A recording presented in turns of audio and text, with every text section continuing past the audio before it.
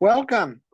Today we have a guest, uh, very knowledgeable about what's happening in Israel and with American Jewish leadership, Liz Wagner. She's active in a number of Jewish organizations here in the Tampa Bay area. And she's also somebody who's a veteran of sort of liberal politics in the New York metropolitan area. At one point in the 1990s, she was even editor of the Lesbian Task Force newsletter of Westchester County. She was active in the National Organization for Women in the 1980s. And I know you did some advanced work for a while at Gratz College. And so very knowledgeable about the Jewish community, Israel, what's happening now, and what's also happening with liberal American Jews. We first met on a Zoom call held by Americans for Peace and Tolerance, organized by Charles Jacobs out of Boston. And it turned out we live near each other, so we've gotten to know each other over the years, and we're very honored, privileged, and grateful to have with us Liz Wagner. So I'll just let you say a few words, and then we have some articles you'd like to talk about, and why did you pick these articles? So take it away, Liz. Okay. Well, thank you, Larry. I'm honored to be here talking with you today. It's been great getting to know you since we did meet through the Jewish Leadership Project. And I guess I'll just say it's been quite a journey from my very liberal background and raising in a very liberal Jewish household. As you said, involved with the feminist movement, the lesbian feminist movement, and now seeing what's coming of the Jewish community in the United States and what's happening with Israel, and how the liberal progressive community is, for some reason, the Jewish community, the liberal progressive Jewish community, for some reason is still having a hard time understanding where it should come down on the politics surrounding Israel and the Jewish people. And I find that very frustrating, but I keep plugging away, hoping that we will be able to have influence and persuade more Jews. You need to think more realistically about what's going on now. Okay, well, that's great. And we have a few articles we went through before, so I'd like to put on share screen, which is first for this podcast I've been doing, or YouTube videos. So bear with me if it doesn't work. Let's go through the clippings. Well, this is Americans for Peace and Tolerance. This is the group where we met, and they were based in Boston, and they actually evolved to another organization critical of Jewish leadership. They were critical recently of Harvard and the president there, who was forced to resign in part because this other group put out a truck that went around with embarrassing quotes on it that traveled around. But let's go to the articles now that you talked to me about, that you want to discuss. I think we'll run through them all, and then we'll go to the discussion. So first, there was this article in the Jewish News Syndicate: Are American Jews still trying to save Israel from itself? The expectation that the impact of the October 7th attacks and a surge in anti-Semitism would prompt a shift in the way Jewish groups operate was probably misplaced, and we'll come back to that. Then we're going to go into the issue of American pressure on Israel. There's the Biden administration, and the Secretary of State is Anthony Blinken, and we'll go to that. U.S. opens investigation into Israeli company making Iron Dome parts, which I read the article. It's from the Jerusalem Post. Seems to be like economic warfare to hurt Israeli defense industry. and show how dependent they are on the United States. Yellen urges Israel to ease West Bank's economic woes. Treasury Secretary Janet Yellen called for Israel to reduce barriers to commerce in the West Bank and reinstate work permits for Palestinians that were revoked after October 7th. And of course, on October 7th, what they found was the Palestinians with work permits had been working as spies for Hamas and helping target Jews for death. Next is U.S. wants written Israeli assurances on using weapons in Gaza. Officials tell Axios Biden administration gave Israel until mid-March to sign a letter that provides assurances it will abide by international law while using U.S. weapons in Gaza. And ironically, I don't think I have that one up. The Biden administration has given itself a waiver on U.S. anti-terrorism law to allow it to give money and goods to Hamas in Gaza. But it wants to make because, of sure course, it would be that supporting Israel terrorism. yeah, but it wants to make sure that Israel is following international law. I know it's sort of if it weren't so sad, it would be so funny. We have this story here. U.S. airman who burned himself to death at Israeli embassy had anarchist past. Aaron Bushnell also grew up in a strict religious sect, the Community of Jesus, whose members would often join the military. What they don't say in this headline is it's a left-wing Christian group. And what's also interesting to me is this headline, the caption says, a police officer stands nearby a vigil for Aaron Bushnell outside the Israeli embassy on Monday in Washington, D.C. And you can see there are all these people. There's a crowd, which normally wouldn't be allowed in front of the Israeli embassy because, in a way, the death of this protester can be now used to generate sympathy and outrage and more protests, which of course then placed the Israeli embassy in danger of being attacked, which my guess is it was the plan all along.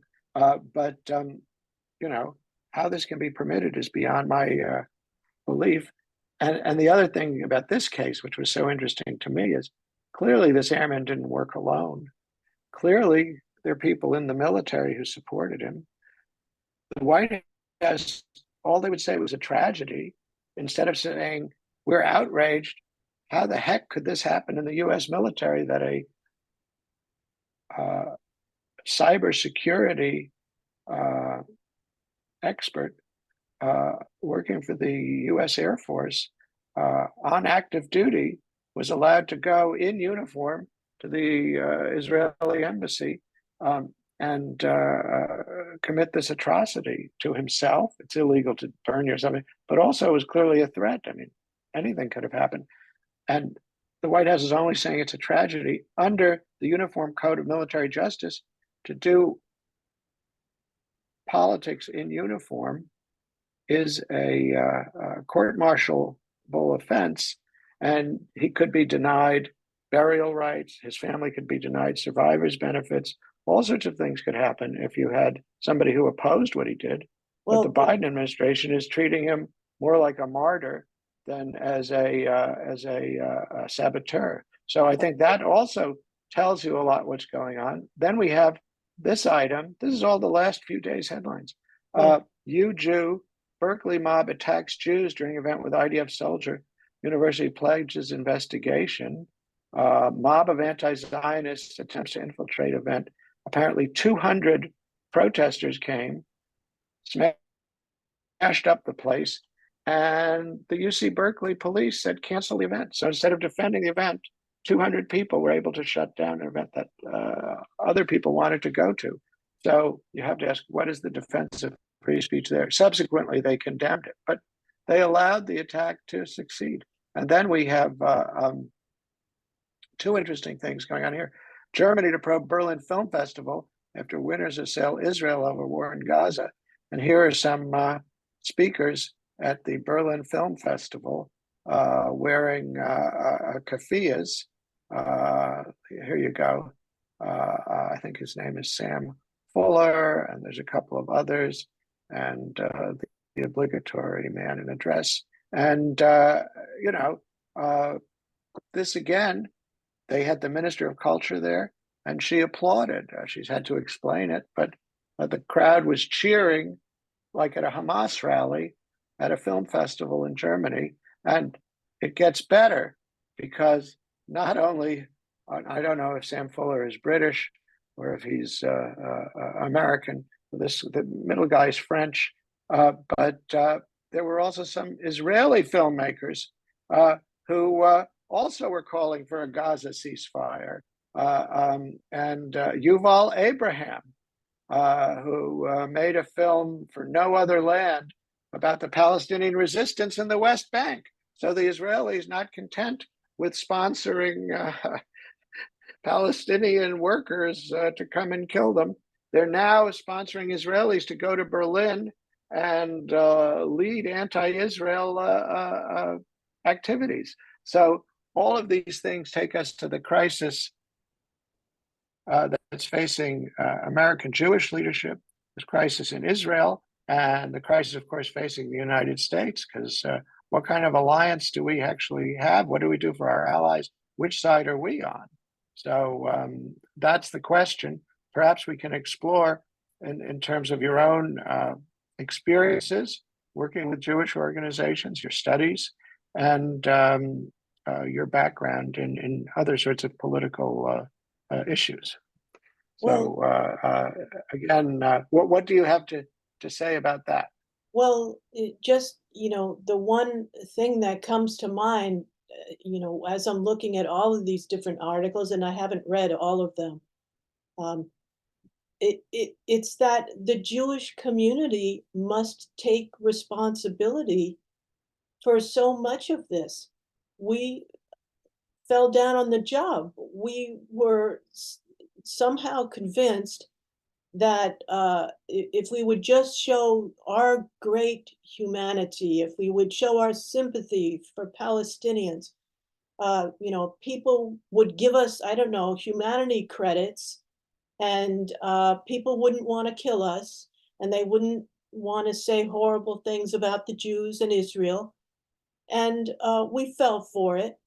But we should have realized years ago that that strategy was not working.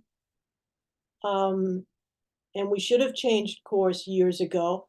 But now that people are seeing that, no, these people still want to kill us and they're still calling for Israel to be destroyed, we need to change strategy now. We still may get, clobbered or slaughtered even, but we at least have to try. All right. And what do you think a change of strategy would mean? I mean, what kind of specific changes would you like to see? Well, stop being idiots. And like these, I mean, as far as I didn't read the article about the filmmakers, but from the brief image that I saw, these are Israeli filmmakers who were stating that there is apartheid in the West Bank and that there should be a ceasefire. Um, and now it seems the people are still, even though these are Israelis saying these things, which is, what so-called supporters of the Palestinians are saying, no, it's Israelis saying it, so we want to kill them anyway. I mean, am I understanding that correctly? Well, I think this is a team with one Israeli and one Palestinian who are working together, but generally left wing and the Israeli left. Um, I think it's just been shown that in the Lapid government, the Arab party that was in his government actually had ties to the Muslim Brotherhood and Yes. also to Hamas. And so, it's this inability to make distinctions and find out who's on your side and who's not on your side. So we have, for example, this hold up and conditions on aid to Israel. And Chuck Schumer, who's a Jewish senator from New York, certainly has the seniority and the power to fight the Biden administration if he wanted to make them stop doing all of these things if he wanted to. But instead, he seems to be totally 100% doing whatever President Biden wants him to do, which, is a little different from Senator Fetterman from Pennsylvania, who's out there, cheerleading for Israel, which is, and I don't think he's Jewish. So, and that's all in the Democratic Party. So this isn't necessarily a partisan issue, but when you have forces arrayed against you like this, you have to be able to decide and to distinguish between who's working for you and who's working against you. Well, I think we need to also bring in the fact that Rabbi Rick Jacobs, the head of the Reform movement, has come out and is calling for all these things. Oh, we need a Palestinian state. Why would the rabbi of the largest movement of Jews in the United States comes out and is calling for a Palestinian state at a time when we've just seen, no, the Palestinians want to eliminate Israel. They participated in Hamas's invasion of Israel. They celebrated it. The attempt to distinguish between Hamas and regular Palestinians is false. It's dishonest. Yes, there are some Palestinians, a small minority of Palestinians who do not believe in using violence to get their way, but they are a very small minority. And but when you have the leader of the largest Jewish movement in the United States going along with all this, of course, then Senator Schumer, gets behind Joe Biden's irrational plans, his fantasy that there's gonna be a Palestinian state living peacefully side by side next to Israel. I mean, it's just at this point pure fantasy. But we have Jewish leaders getting behind this, and my frustration is that I'm a nobody. I'm not anybody. I'm just a Jew out here living in Florida, and I'm so frustrated that we have leaders who do these things, still do these things, even after October 7th. They should have stopped a long time ago, but now that we've had October 7th, you mean you're still gonna push this garbage? No. Well, I was just reading in Foreign Affairs, which unfortunately I can't hold up the whole thing because it disappears. Well, let's see if I can do it in front of me like this. There you go. And you can see what they have. Well, there you go. It's a target over Israel, and the headline, I don't know if it'll come up. I don't know if you can read. No, it disappeared. But it says, "Does peace have a chance?" And the basic emphasis of that, I would say, is unless you shoot Israel, peace has no chance. I mean, that seems to me like the crudest form of anti-Israel propaganda I've ever seen. Whatever they say their intention is, to put Israel in the bullseye of foreign affairs, with the map made like a dove. That doesn't even look like Israel. What you can say, we're going to redraw the map in a crazy way and kill Israel. That's how I interpret it. But the interesting thing is the lead article. The lead article is written by Martin Indyk. The strange resurrection of the two-state solution. How an unimaginable war could bring about the only imaginable peace. And he's a distinguished fellow at the Council of Foreign Relations, and was U.S. ambassador to Israel, special envoy, Clinton administration, Obama administration. He also happens to be Jewish. So there seem to be unlimited numbers of American Jews, whether Secretary of State Blinken, whether Martin Indyk, whether Rick Jacobs, whether Chuck Schumer, and the list goes on and on and on, who are willing to side against Israel after the greatest massacre of Jews since World War II, and say, hey, it's your fault. we're going to stick it to you unless you do exactly what we say. It's unimaginable to me that any other group would do this. I mean, could you imagine Irish Americans doing this? Could you imagine Polish Americans doing this? Never. Could you imagine Italian Americans doing this? You know, could you imagine Cuban Americans doing this? No, Mexican Americans doing this? but the I mean, thing is, what do you think is the way that we can get Jewish American leaders to act more like other Americans from ethnic groups? well, I think we have to acknowledge the fact that Jewish history is very different from the histories of all these other peoples you've named. The Jews have been a persecuted minority for 2,000 years, and we're a very small population. So it's very easy for other peoples to push us around, to steamroll us, to get us to do what they need us to do. And that unfortunately has led to a situation where there is no shortage of Jews who are willing to cooperate with that. Ken Levin wrote The Oslo Syndrome, in which he documents the whole history of Jews giving over to the pressures of non-Jewish societies in order to survive. But at this point, the Jews in America, I mean, there hasn't been a diaspora community with more opportunity, equality than Jews in America. And the fact that now we seem to be folding, so many of us anyway, seem to be folding against this same, pressures is just unbelievably depressing. Well, I say amen to that.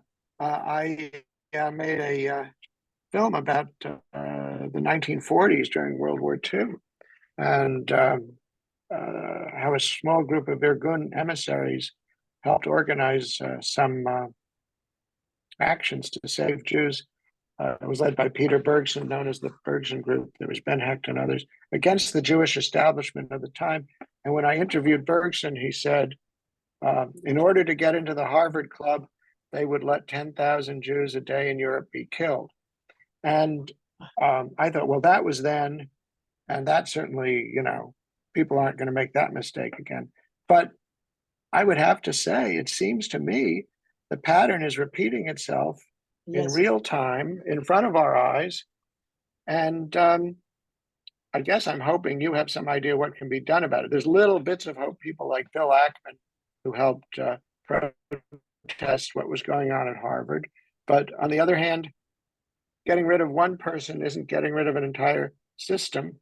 And if it's systemic oppression, it has to be dealt with systematically. And it also calls for a reorientation of priorities and perspectives. So, I mean, well, what do you say, this whole idea of allyship, which I think is crazy, but where David Bernstein talked about it, we saw that speech together, he came to Clearwater, and that Jewish organizations thought they had allies with African American organizations or women's organizations or gay and lesbian organizations or whatever.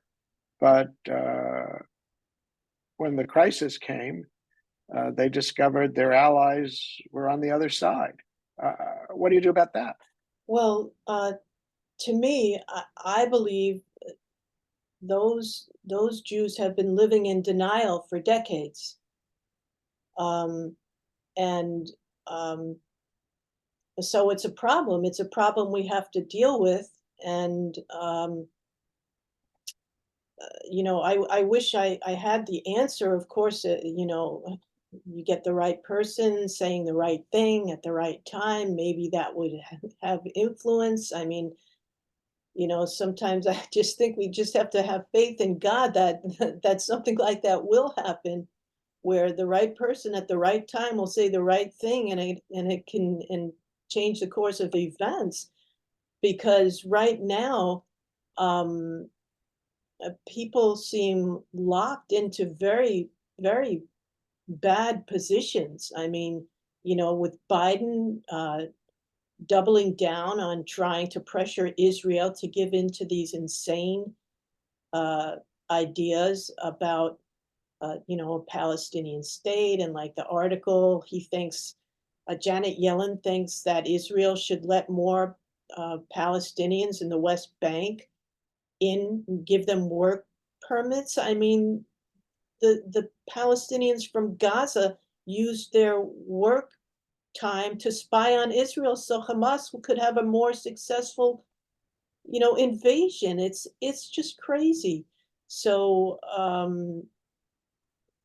I mean, like we're trying through, Charles Jacobs' Jewish Leadership Project to change Jewish leadership. I mean, you just have to come at it from as many angles as you can and hope something works. Well, you're active here in the Tampa Bay area. Can you talk a little bit about what you've been doing in this regard? Well, actually, through my involvement with the Jewish Leadership Project, that's actually how I came to be involved with the Jewish Community Relations Council of this Jewish Federation of Florida's Gulf Coast. So that's how I got involved, and I am trying to raise consciousness, and I am succeeding.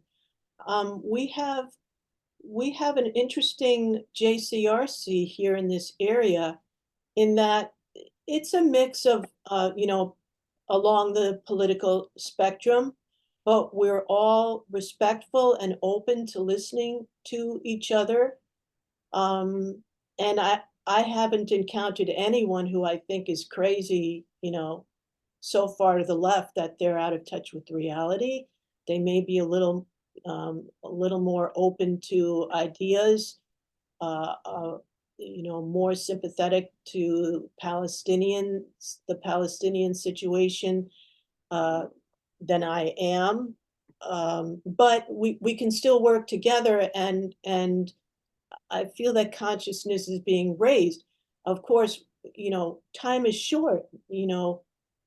I don't think we don't have any time to spare, and I wish that Jews would just wake up and start getting serious. But no, they still, so many still seem to think they have time to play with, I don't know, ideas about, raising a Palestinian state right now.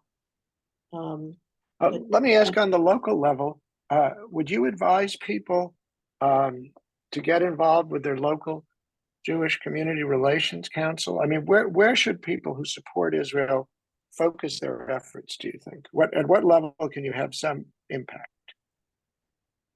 Well, I feel that I'm having impact, at the JCRC. I think that's partly because I live in a community where people are not, out in left field. These are people who are dealing with reality and not the fantasies promoted in left-wing and Palestinian propaganda. Those are just, it's pure fantasy, it's pure politics, okay?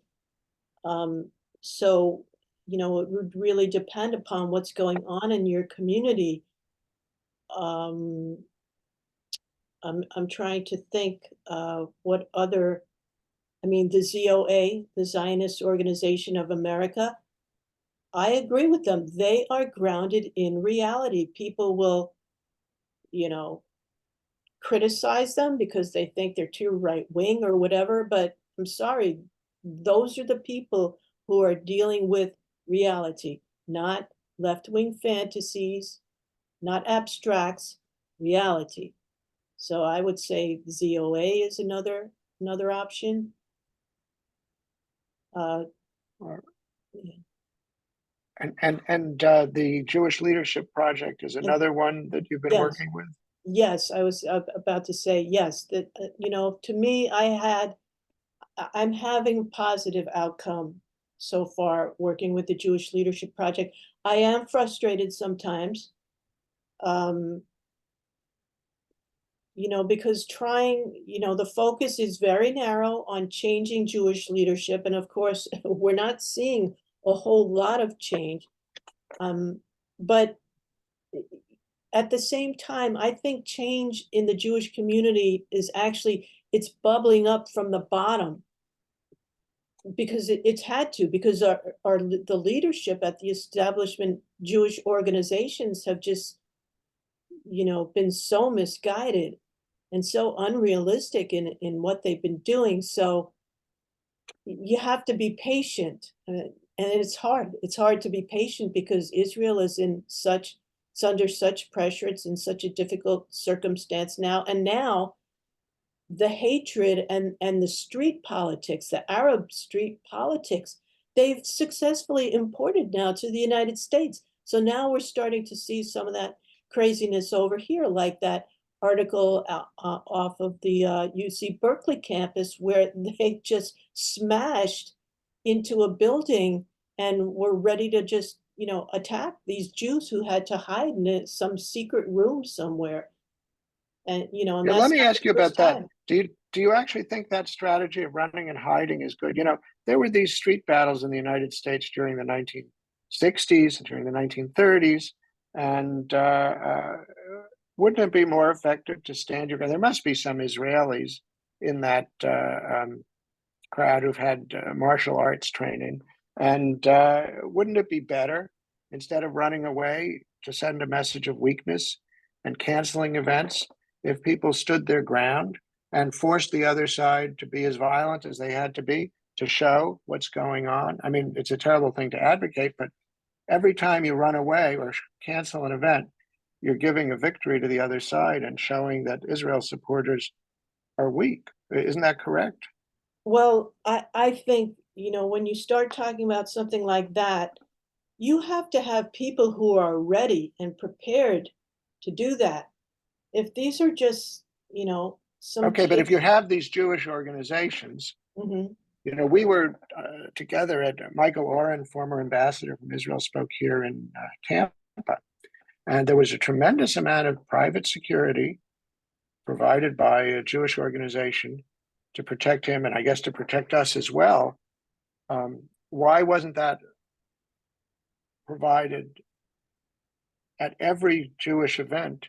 Why shouldn't that be a priority of Jewish organizations, to be sure that Jews can gather safely, and that if anybody messes with the organization, that they will not be able to prevail? Why not view every event as a battleground just as much as in Israel or anywhere else? Why cede that territory?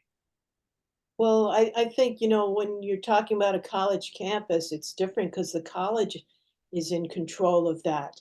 And, then it's up to the college whether they're going to do the right thing or not. And Well, certainly Jewish organizations sponsoring this could make adequate security a condition of the event going forward. I mean, yeah, if well, the if the campus police say we won't defend you, well, maybe you need to find another campus. I mean, I went to UC Berkeley. I'm particularly disgusted by this. What's going on there is literally, to me, looks like brown shirts in Nazi Germany. I mean, there's no other you word for have to it. call there or write to them and let them know as an Well, I don't even speak to them anymore. I'm so disgusted.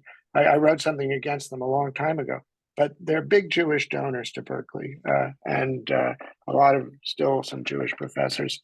And there's well, Jewish maybe they should organizations in stop the Bay now. Area. Why isn't that a top priority? Well, I think it is. I mean, are you familiar with the Live Secure um, program that's now the Jewish Federation of North America is rolling out a huge program all across the country related to security at But what is it? Is it security just in terms of run and hide, or is it security of no, we will provide paid security guards to ensure the security of any event? it's a complete security program, not just security guards. It's they're going to be hiring security professionals to assess locations, like let's say the Jewish Federation of Florida's Gulf Coast, it involves Pinellas, Hernando, and Pasco counties. So synagogues and Jewish establishments all over, they're going to be assessed for security needs. And there's But going to this sounds very defensive and, in my opinion, the wrong way to go. You can't make everything a fortress because they'll just go to the but next that's what you softest were just target. talking about. So No, that's what I'm you were saying if you're talking about. scheduling an event, you ensure that either the campus police are going to defend it or you'll provide security, but you don't put people in the situation where an event has to be canceled. Any Jewish Well, organization nobody, should have known, look at the times we live in. You don't do these things halfway. You go, this is one worldwide war. Everyone's in it. It's unfortunate that President Biden appears to be on the side of the enemies of Israel and the enemies of America. But that said, if you're going to do an event, every event becomes a example, and what happens there cuts one way or another. And it's not that look. Every synagogue I go to now has a policeman. yeah. That doesn't stop someone with a truck bomb from coming in and blowing it up. It doesn't stop an armed gang with 10 machine guns from coming in and shooting everybody. It doesn't stop somebody from throwing bombs. You can't harden it that way. What you have to do is make it so that the people know that they are not only going to be caught, but that there will be a defense. You're not going to be helpless. That's the point. And Well, I just think this whole idea of what you're saying to further and further increase security makes, do you really want to go to synagogue in an armed camp? Do you want to go to an event in an armed camp? It's like maybe it'd be better to go the other way and say, hey, wait a minute. The U.S. military has to get these people out of the military who are members of Antifa, who are supporters of Hamas, and so forth, under threats to the United States, and that no university should allow organizations that are tied to this to operate anywhere near them. In other words, you don't have the perimeter around the. In fact, of course, the perimeter has to be around the United States. Immigration can't let these people in. The idea of having open borders where any terrorist can come in has to be a priority for the Jewish community. You will not going to be able to defend the country with millions and millions of people coming in, and you don't know who they are. So, in other words, the perimeter needs to be as big as possible, not as small as possible to have a defense. But anyway, those are my thoughts. But this sounds like more mistaken priorities by the Jewish community, which is just going to lead to more living in fear rather than feeling secure. Because the root problem is a social one. It's systemic. Do you want to have terrorist cells all around the United States free to operate? the root problem, I mean, we've got these problems now because we were foolish enough to entertain these crazy ideas in the first place. I mean, why did Israel think it could make peace with Yasser Arafat? I mean, that was crazy. But people have entertained those ideas for the last 30 years. And now it's up to the Jewish community to say, enough, we tried. It was a grand experiment and it failed. So now enough is enough. We're going back to reality, and you have to draw some hard lines. You can't keep thinking that you can I don't know, play these games with these ideas. I mean, I saw a tweet recently. They were talking about that there's going to be demonstrations, anti-war demonstrations at the Democratic convention coming up, ironically enough, in Chicago.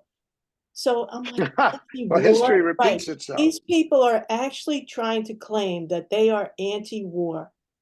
They're not anti-war. if they were anti-war, they would let Israel destroy Hamas so that Hamas could not keep its war machine going in Gaza, and there'd be peace for both Palestinians and Israelis. Okay, so the Jewish community needs to get real and stop with all its 1960s. I grew up with all that left-wing stuff. It was very nice, while it lasted, but the left has not talked about peace in decades. You never hear them talk about peace. They just talk about Palestinian rights, and they, smear Israel as a criminal, with every crime against humanity that they can think of.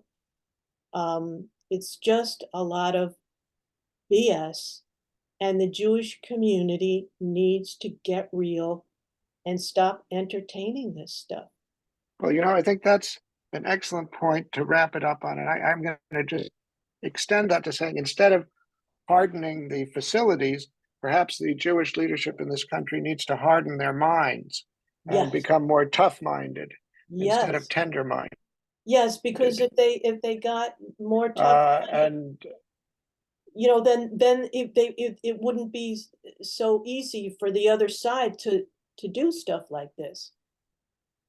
They do it also because not they be know they afraid, can get away with it. not being afraid of social ostracism if you make an alliance with evangelical Christians or Trump supporters or right-wing Absolutely, Jews even, absolutely. because a single issue coalition can't be too choosy about who's in. I mean, the other side has people waving communist flags. That doesn't seem to bother anybody. It doesn't bother Joe Biden. So it's you're going to have to do the same thing if you want to prevail. I think we want to come back maybe in a week or two and talk about more events, because I've enjoyed this a great deal, and maybe we'll get some feedback. I can't promise a lot of people will watch it, but Okay, sure. Anytime. It was good maybe a talking to you, few will. Larry. And I thank you for doing this, and maybe we'll just do like a news review every once in a while. And thank you. And I hope, as you said, there's a miracle and someone comes forward and says just the right thing. And with that, I will end this